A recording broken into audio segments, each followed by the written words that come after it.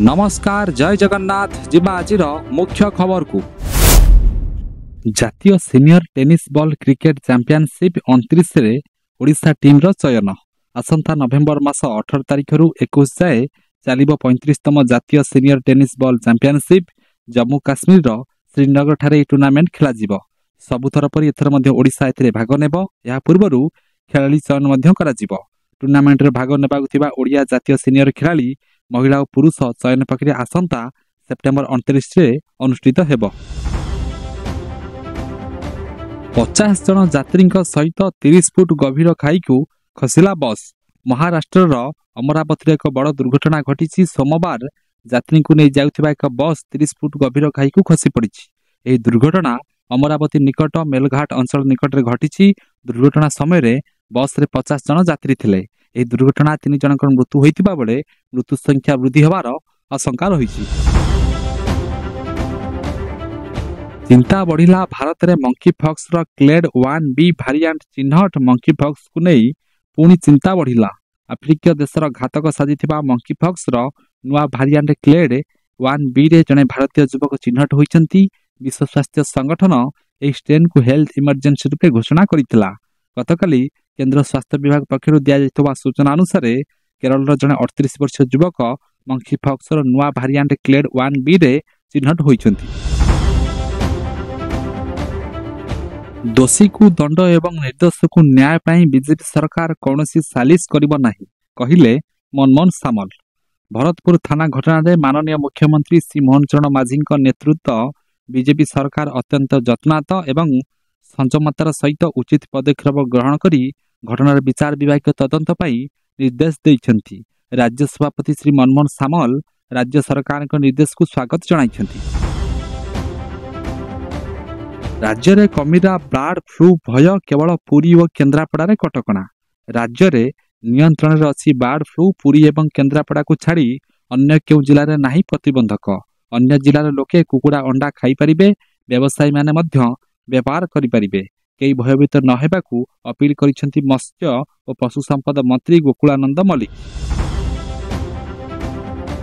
दायित्व ग्रहण कले आतिश हेले पाखरे काहेकि रखिले खाली चौकी कहिले एमिति कथा।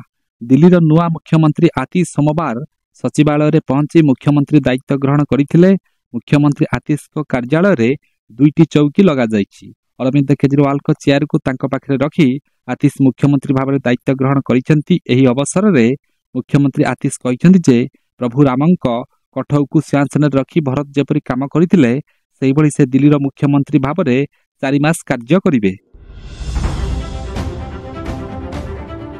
7 जाए जेल हाजत को गले आप विधायक। दिल्ली वक्फ बोर्ड नियुक्ति हेरफेर घटना रे गिरफ आप विधायक अमनतुल्ला खान को जेल अवधि वृद्धि पाई।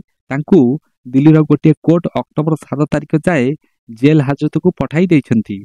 अमनतुल्ला खान वक्फ बोर्ड अध्यक्ष थिबा बेले नियुक्ति प्रक्रिया रे अनियमितता होइतिबा अभियोग होईची।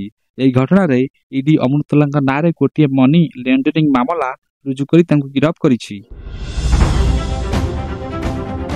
भारत को खुशी करने को यूनुस सरकार कूटनीति इलिशी माछ रप्तानी उपरू कटकणा उठाइला बांग्लादेश। बांग्लादेश को भारत रु प्याज आलू अंडा पठाइबा परे एबे भारत को खुशी करने को चाहूँची बांग्लादेश। पदक्षेप स्वरूप भारत को इलिशी माछ रप्तानी उपरू कटकणा उठाई देइछंती मोहम्मद यूनुस सरकार। बांग्लादेशर अंतरीण सरकार दुर्गा पूजा पूर्वरु इलिश कूटनीति पठाइछंती। भारत को 3000 मेट्रिक टन इलिश माछ रप्तानी करने को यूनुस सरकार मंजूरी देइछंती।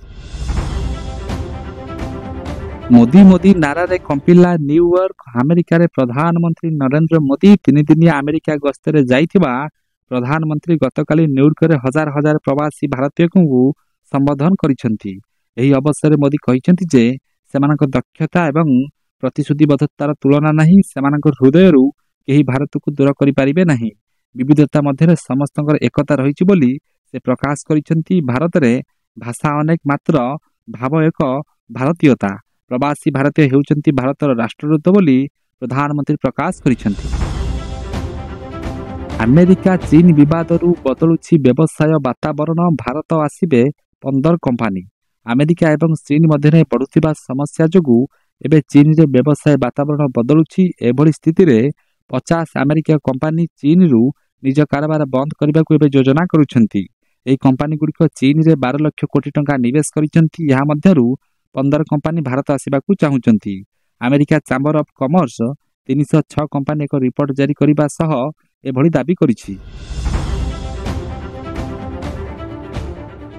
27 ଯାଏଁ ପ୍ରବଳ ବର୍ଷା ସମ୍ଭାବନା। ପଶ୍ଚିମ କେନ୍ଦ୍ରୀୟ ବଙ୍ଗୋପସାଗର ଉପରେ ଗୋଟିଏ ଘୂର୍ଣ୍ଣିବଳୟ ସୃଷ୍ଟି ହୋଇଛି। ଏଥିସହିତ ଦକ୍ଷିଣ ଉପକୂଳ ମିଆଁମାର ଓ ସଂଲଗ୍ନ ଅଞ୍ଚଳରେ ଆଉ ଏକ ଘୂର୍ଣ୍ଣିବଳୟ ରହିଛି। ଉଭୟ ଘୂର୍ଣ୍ଣିବଳୟ ପ୍ରଭାବରେ ସୋମବାର ପଶ୍ଚିମ କେନ୍ଦ୍ରୀୟ ବଙ୍ଗୋପସାଗର ଓ ସଂଲଗ୍ନ ଅଞ୍ଚଳରେ ଏକ ଲଘୁଚାପ କ୍ଷେତ୍ର ସୃଷ୍ଟି ହେବ।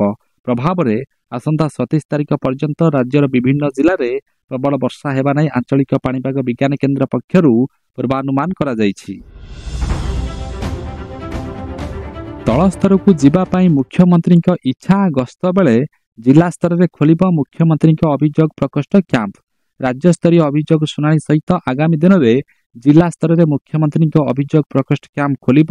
ମୁଖ୍ୟମନ୍ତ୍ରୀଙ୍କ ଇଚ୍ଛା, ଆଗାମୀ ଦିନରେ ଉତ୍ତର ଓଡ଼ିଶା, ପଶ୍ଚିମ ଓଡ଼ିଶା, ଦକ୍ଷିଣ ଓଡ଼ିଶାର ମୁଖ୍ୟମନ୍ତ୍ରୀଙ୍କ ଗସ୍ତ ବେଳେ ସେଠି ଲୋକଙ୍କ ଅଭିଯୋଗ ଶୁଣିବେ।